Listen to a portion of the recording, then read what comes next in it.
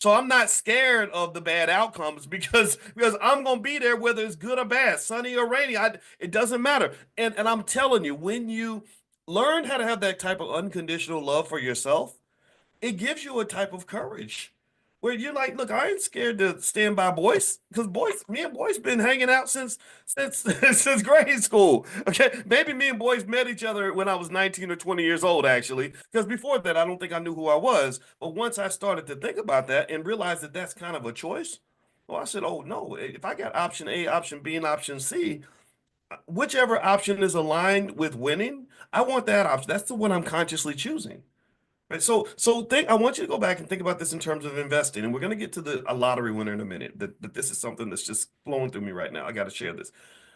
I really encourage you to understand that linkage between self-love and self-confidence, and then the linkage between self-confidence and taking risks. A person who is confident will take risks. Not because they know it's going to be fine. That's if you know it's going to work out, then that's not a risk. That's not a risk. That's easy. Anybody can shoot a layup, but can you shoot the three-point shot? Can you do that? Right? And if you shoot a three-point shot, even if you're the best shooter in the world, you're only going to hit maybe 50, 60% of the shots at best.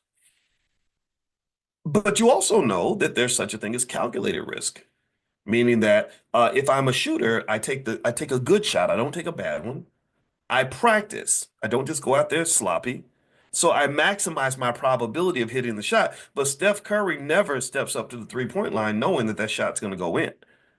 He just knows that he's confident. So self-love and self-confidence are connected, and self-confidence and risk-taking are connected. Confident people take chances and they just are willing to roll with whatever happens. People that love themselves tend to be more confident because they're not spending all their time thinking about all the things that can go wrong or everything that's wrong with them or why they're not qualified for the job. And I guarantee you that that a decent percentage of the people in this room right now, there's a few hundred of you here watching now, almost 1,000, I guess. That's about how many we have every day for class.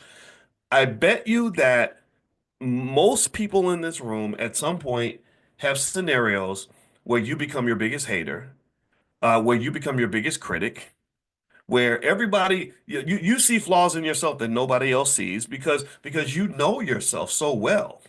You know all the little dark secrets that nobody's ever going to find out. You know all the areas where you messed up.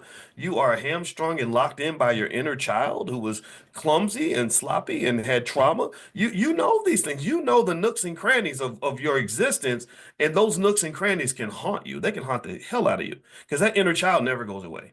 Little Boyce, my nickname was Coco. Little Coco is always around. And little Coco, he's a little bit damaged, and it doesn't change. If I think about him too much, I might bust out in tears when I start thinking about how he feels. But then there's also the other part of me that made a decision to say I'm going to love and nurture that little child. I'm going to love him and tell him it's okay. It's all right for you to go out here and make a damn fool of yourself if something goes wrong. It's okay for you to try. It's okay for you to go out and fail.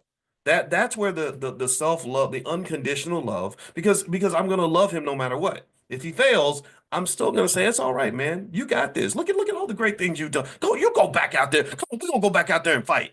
You understand? So that self-love and that self-confidence leads to a better risk assessment, which will affect you economically because you'll gain the ability to take chances. You will make the decision to be confident. I believe that confidence really is a choice. It feels weird. It's like I'm going to choose to be confident, even though I'm not sure why. But I love myself and I'm all I got, and I'm going to maximize my probability of success. You have no idea how many times I've had to have that conversation with myself before maybe would go on a CNN or something or give some big speech or go into some meeting or go have to try to do something where I'm not sure if I can do it, but I'm thinking, oh God, I'm the leader. I guess I got to figure something out here. And then you always surprise yourself every time, right?